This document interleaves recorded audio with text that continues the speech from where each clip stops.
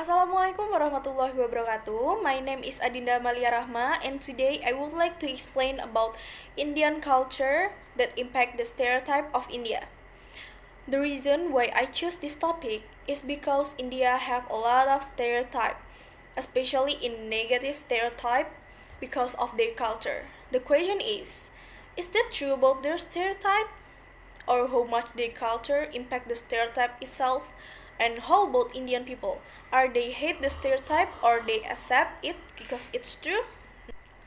What do you know about people from India, or their book or their culture or their actor or actress? Well, that people know about India is cow are sacred, or they have many gods. They are always pictured like a poor people who want to have an American dreams like in the movie Slumdog Millionaire.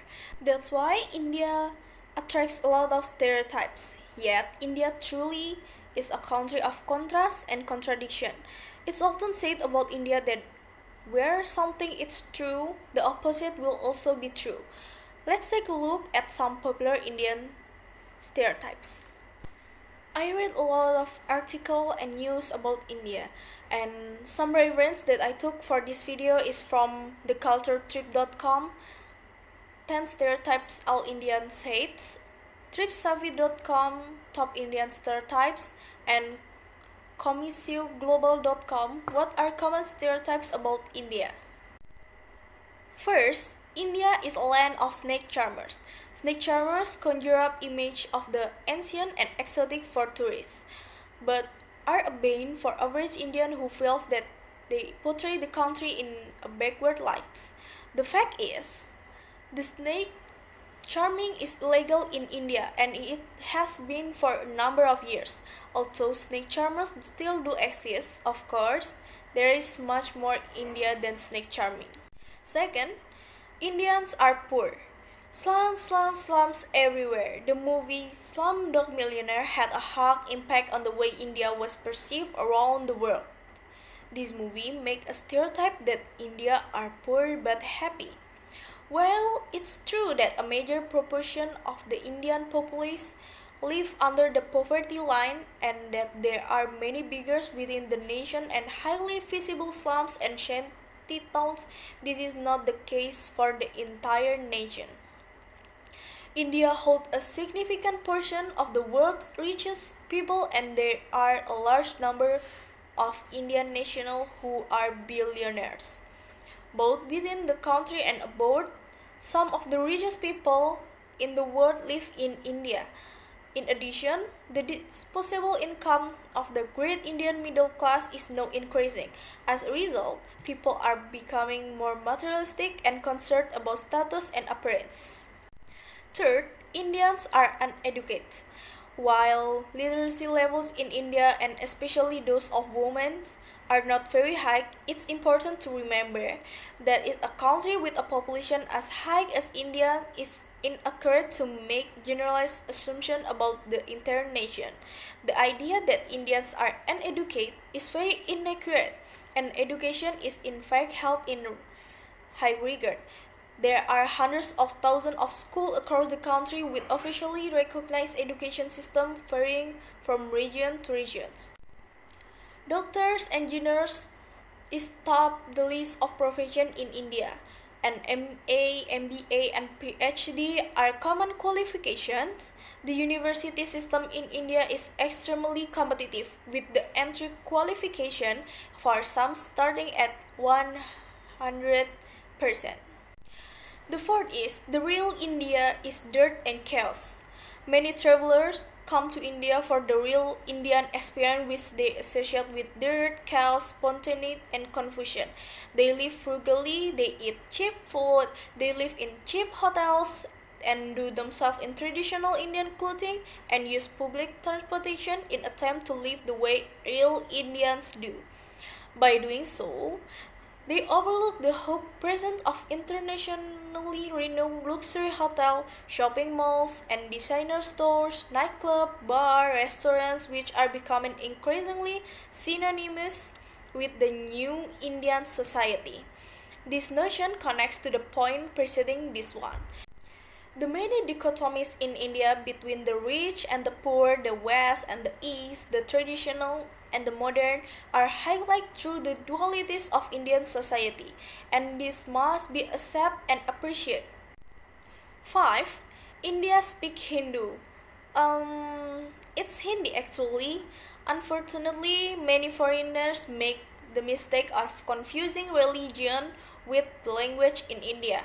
Hindu is the religion and Hindi is the language, but you may be surprised to find that many Indians don't actually speak Hindi.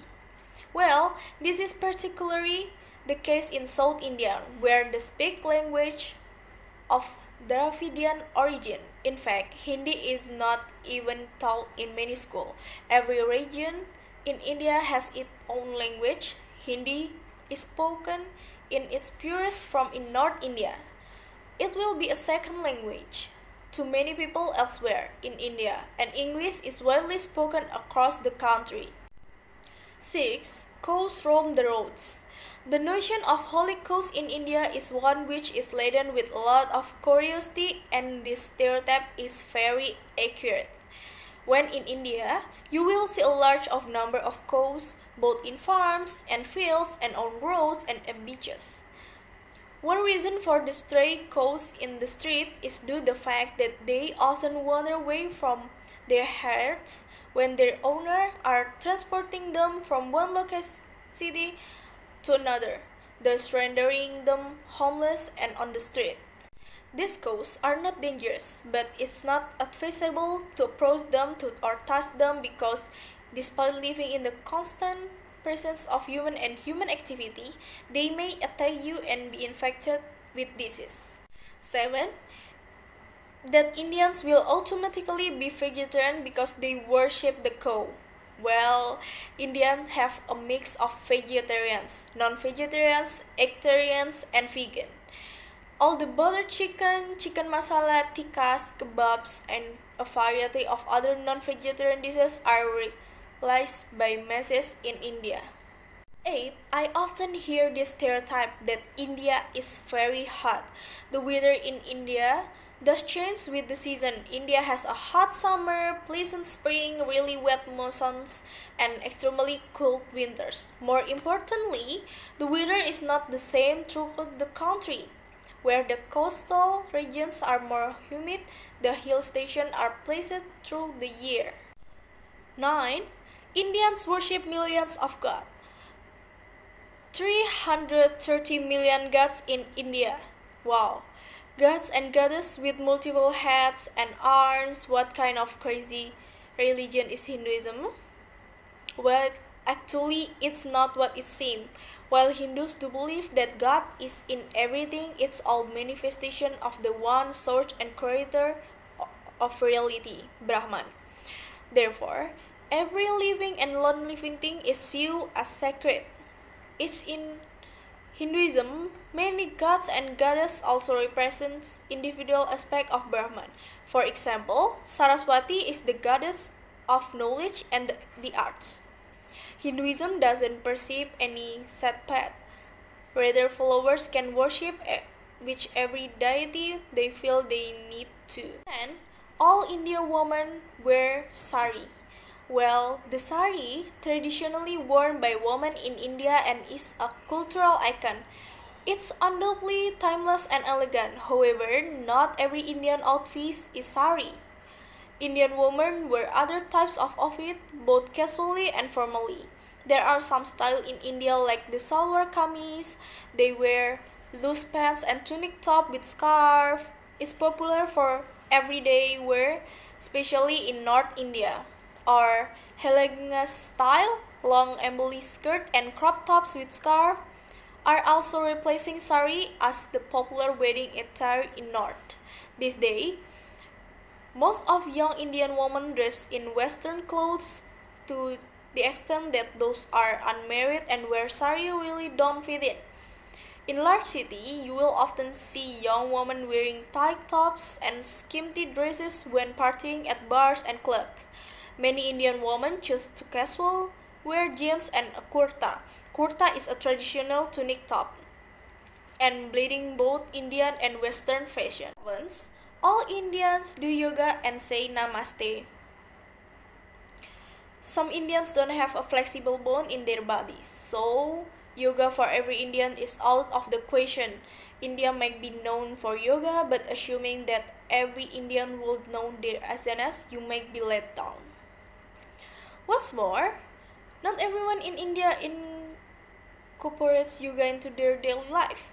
While Namaste is integral to Indian culture, it's no longer a universal greeting in modern Indian society. This day, in urban area, it's usually reserved for formal situation and interaction with elders. It's most common in regions with pure Hindi is spoken and is less prevalent where Hindi is not first language, such as in South India. Next, life is all about dancing and singing in India. Well, maybe at the weddings, but no one in India start dancing and singing for no apparent reason. Despite what Bollywood has shown us over the years, in addition to that, you will be surprised to know not every Indian loves typical Bollywood movies. Yup, globalization happened and India's got introduced to the Game of Thrones and other amazing options for entertainment. 30. Indian weddings are big and loud. The infamous big fat Indian wedding goes on for days with much feasting, singing and dancing, and groom who arrives with fanfare on horseback is designed to be a display of wealth and social status. In reality, not all Indian weddings are like this too. Just like food and language, different states and communities have their own wedding rituals. Large ostentatious weddings are much more common in North Indian states, such as Punjab, that in the south, for example in Kerala. Wedding ceremonies are quick and quiet affairs, so much so they're done in 15 minutes, and they usually take place without the Sangit. Sangit is celebration nights of dancing and partying before wedding ceremony. And Mehendi. Mehendi is application of henna to brides and hand and feet. Events that are important parts of North Indian's wedding. However, that's not say wealth is not shown. Brides in Kerala are traditionally heavily adorned with gold and jewelry. 14. Arranged marriage are forced. The concept of arranged marriage in India may be difficult for foreigners to understand. India has evolved, but these marriages undoubtedly remain the norm. Yet, the way they happen is usually different to the whispered perception about them. There is a nation that arranged marriage are forced. The couple meet for the first time at the wedding or they involve child brides. However, many people really choose to have arranged marriage, as it's convenient way of finding a compatible partner when they want to settle down. Not all arranged marriage involve advertisement for brides or grooms on dating site or in newspaper. Often there are accused as friend or family member recommending someone, which is not that different to a blind date. In the modern arranged marriage, the potential couple spend time getting to know each other before agreeing to head with marriage. Rejections are common. Quite honestly, the parents in India are more liberal than they portray everywhere. Even as majority of marriage in India arranged, there has certainly been a rise in the number of love marriage. Also, marriages are not really forced upon the kids these days as they reach the right age. Well, nobody knows the right age anymore. Last, Indian women are subordinate to men. This stereotype completely untrue. In Indian society, gender is extremely hierarchical and favors men over women. This is not unusual for a developing country and must be looked at in that context. Indian society is largely partial and women are expected to be subordinate to their male counterparts.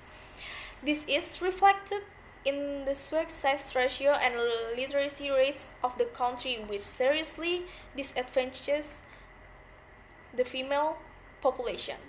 Traditionally, women were expected to be career in their family, mothers and wives, before any other occupation. However, in recent time, this idea is starting to slowly crack to largely in upper and middle classes. More women are attending university and going on to hold jobs post graduation.